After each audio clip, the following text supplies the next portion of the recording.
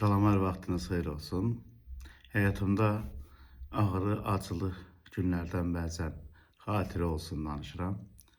Həyatı da bu gün varlığımızı, yoxluğumuzu əvəz edəndə bizim yaşadıklarımızdan nəticə çıxartmaq istəyən insanlar olar.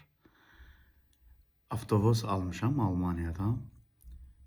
Yəni Lekkova xırda maşınlar yüklənmişik. Gəlirik. O vaxtı Alman vizasını alanda hələ Polşa vizası da addeline alınırdı. Yəni Polşa hələ Şengen deyil idi. Viza almışam, Alman vizası. Getdim Almaniyada avtobus aldıq. Üstünə Lekkovalar yığdıq. 8 dənə balaca maşın yığdıq, gəlirik.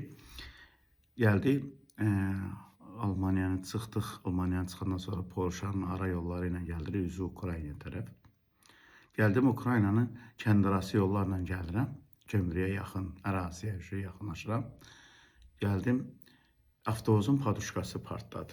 Avtobusun paduşkası partladı. Deyən qəşəng kənd arası yoladır. Kəndin içinə gedir, cəmaət də işləyir, həyətində heyvan saxlayırlar, ot yığırlar. Qırağa çəkdim, paduşkanı açdım, göndərdim paduşkanın alınması üçün. 2 gün orada qaldım.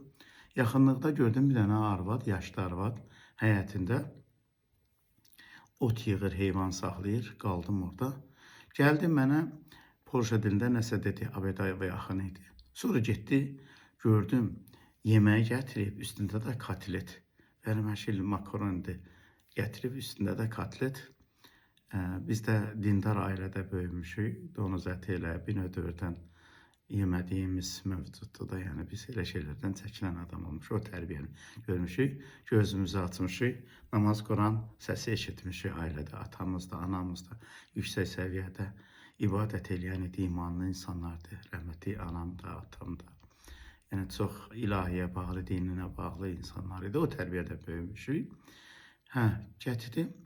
Mən dedim, ət donuz əti olar deyə. Mən yemədim. Gəldi, mən indi buna deyirəm, Uni Fleisch Schwein.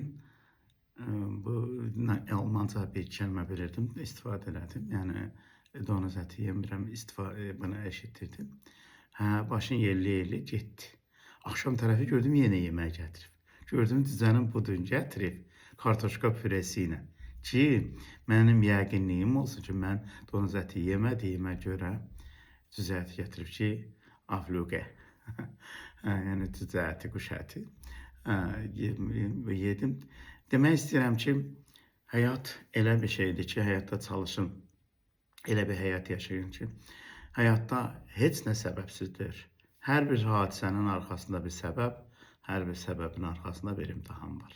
Çalışın imtahanlardan düzgün çıxın ki, yəni düzgün yol alasınız, düzgün mənzilə çata biləsiniz. Əgər ox əyridirsə, sən həvədəfini düz də qoysan, gedib ora çıxmayırsan, çünki sənin özünün əyriliyin var, sən özünü düzəltməlisən. Hər şey zirəkliklə deyil. İnsanın gərək niyyəti sağlam olsun, insanın gərək rəftarı uyğun olsun, insanın gərək dili uyğun olsun. Hər şey nə qədər zirək olasan da deyil. Yəni, əsl insan olmağındandır. Yəni, savadsız ol, yazı pozma bilmə, amma əxlaqdan, tərbiyədən uzaq olma. Əxlaqdan, tərbiyədən uzaq olan insanlar bir yerə çıxa bilməz, onlardan məhsul alma olmaz. Bəzi insan var, o qədər gözəl, ədəbli salam verir ki, salamun aleyküm. Amma o verdiyi salam onun əxlaqına dəlalət eləməz. İnsanın gərək dili də, ədəbi də, əxlaqı da bərabər olsun. Gözəl salam verərsən, amma əxlaqın yoxdursa, o bir saxtaçılıqdır. İnsan gərək əsl insan olsun həyatda, başarıları ilə, yaradıcılıqları ilə.